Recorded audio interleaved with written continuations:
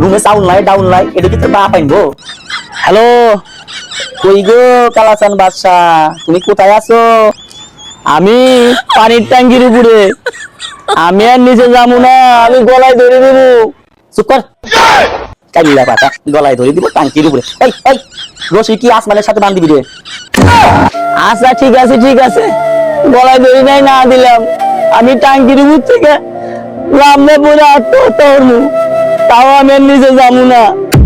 ওই তুই মরবি ভালো কথা, রুমে সাউন্ড নাই ডাউন নাই এটা কি তোর বাপ আইনবো? সাউল ডাউল আইনা দিয়া তারপরে মরবি। এই তুই আসবি না আমরা ছাদে যাবো?